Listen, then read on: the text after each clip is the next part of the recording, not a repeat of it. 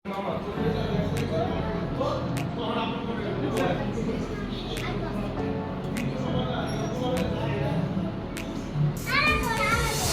জোরে পড়ে যাবা তো, দুইটা রাখো, ওইখানে ধরো, উপরে হইয়া পড়ে যাবা। শোনো তুমি, হ্যাঁ এটা ধরো, আর একটু পিছিয়ে যাও, আর একটু পিছিয়ে যাও। আসসালামু আলাইকুম, হ্যালো ভিউয়ার্স, আপনারা সবাই কেমন আছেন? আলহামদুলিল্লাহ আমরা সকলেই ভালো আছি। ছোট মামা যখন আমাদের বাসায় আসছিল তখন এই ভিডিওটা করা হয়েছিল। প্রান্ত বড় মামিওর সাথে আসছিল, বাবুদের সাথে খেলাধুলা করতেছে, প্রান্ত ওদের দুল খাইয়ে দিচ্ছে, সেই ভিডিওটাই ক্যাপচার করছিলাম, কিন্তু আগের ভিডিওতে তা অ্যাড করা হয়নি। আসলে বাবুরা সব এক জায়গায় হলে তাদের আনন্দের কোনো কমতি থাকে না। সাফিন তো দোলনা পেয়ে খুবই খুশি। আপুর বাসাটা সামিনের খুবই পছন্দ হয়েছে, সে বলতেছে বাহিরে না গেলে আর 2-1 দিন থাইকা যাইতো, আমারও খুব ভালো লাগতো ওরা যদি থাকতো। প্রান্ত মাঝে মাঝে আসে, ইনসাফ সালাফি তো প্রান্ত মামার খুবই ভক্ত। প্রান্ত বাবুদের খুবই আদর করে। এইখানে ছোট মামা আর ইনসাফের আব্বু গল্প গুজব করতেছে, যেহেতু মামা আগামীকাল চলে যাবে। আসলে এই দিনগুলো আর ফেরত আসবে কিনা তা জানি না, এভাবে গল্প গুজব করার সময় সুযোগ হবে কি না। বাইরে চলে গেলে হয়তোবা এরকম আড্ডা আর দেওয়া হবে না, আল্লাহ যদি বাঁচায় রাখে ইনশাল্লাহ। এই তো সোমবার দিন ফারজানার বিয়ের উপলক্ষে আমরা দেশে চলে যাই। মামারা যখন শুক্রবার দিন আমাদের বাসায় আসে, মাশাআল্লাহ ফারজানাকে খুবই ভালো লাগতেছিল, তার শ্বাসটা খুবই সুন্দর ছিল। দুর্ভাগ্যবশত বাপে তার বিয়ের মধ্যে এত বৃষ্টি হয়েছিল যা বলারও বাহিরে, ভোগান্তির কম নাই। বিয়েতে বৃষ্টি হলে সবারই, বরপক্ষ প্লাস কনেপক্ষ, সব ভোগান্তির অবসান ঘটে যখন ফারজানার জামাইকে দেখে সবাই। মাশাআল্লাহ জামাইটা খুবই সুন্দর, ফারজানার সাথে ভালো মানিয়েছে। ফারজানার জামার জন্য শুভকামনা। ফারজানা সম্পর্কে আমার বাস্তি হয়। বিয়েতে যখন আমরা সবাই খাইতে বসছি তখন এত বৃষ্টির ডল যা মুখে প্রকাশ করার মতো না।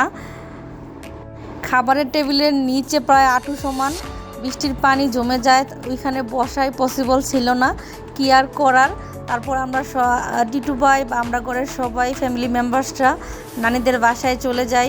ওইখানেই তারা ছাতা দিয়ে নিয়ে খাওয়াইছে, কিছু করার নাই, তাদেরও অনেক কষ্ট হয়েছে। রুজিয়াপা প্লাস আরও মানুষ ছিল, 3-4 জন মিলে ছাতা দিয়ে বৃষ্টির মধ্যে খাবার আনা নেওয়া করছে। আর দুলা যখন আসছে বিকালের দিকে, আসরের টাইমে বৃষ্টি একটু থামছে, আর তখন এই তো তারা টুকটাক ফটোশ্যুট করতেছে। বৃষ্টির কারণে বিয়ে প্লাস হলুদের কোনো ব্লগ ভিডিও ভালো করে করতে পারি নাই। মেয়ের বাসা মুন্সিগঞ্জ রাজারচর, আর ছেলের বাসা সিপাহীপাড়ার ওদিকে রামপাল।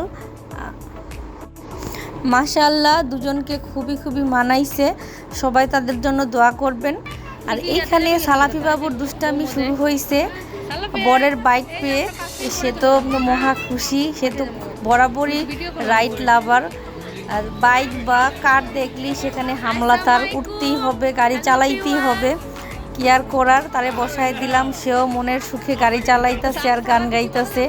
বাবার থেকে একটা গান শিখছে, সেই গানটা সে প্রায় বলে আর হাসি সবাই মিলে। তার গানের কলিটা এরকম, জনম গেল বুলে কইরা ফিরিতি। আসলে হাস্যকর, যেহেতু বড়দের গান সে গায়, তার মুখে শুনতে খুবই ভালো লাগে। আর দেশে বিয়ের অনুষ্ঠানে অ্যাটেন্ড করলে ভালোই লাগে, চেনা পরিচিত অনেক মুখ দেখা যায় অনেক বছর পর।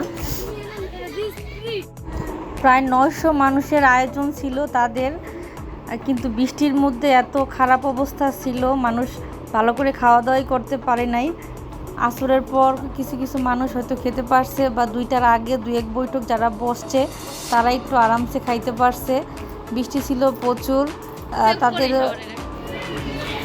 খাওয়া দাওয়ার পর্ব শেষে এই তো আমরা বড় মামার বাসায় বসে গল্প গুজব করতেছিলাম, যেহেতু মামিরা এখানে তেমন থাকে না, ঢাকাতেই থাকে, সব কিছুই কভার দিয়ে ঢাকনা ছিল। তারপর আমরা যেহেতু সেন্টারে বা ওই অনুষ্ঠানে তেমন খাইতে পারি নাই, বাসায় আইসেই খেতে হয়েছে। সবাই মিলে এখানে আমরা গল্পগুজব করতেছি খাওয়া দাওয়ার পর্ব শেষে। আসলে এই দিনগুলোকে খুবই খুবই মিস করব।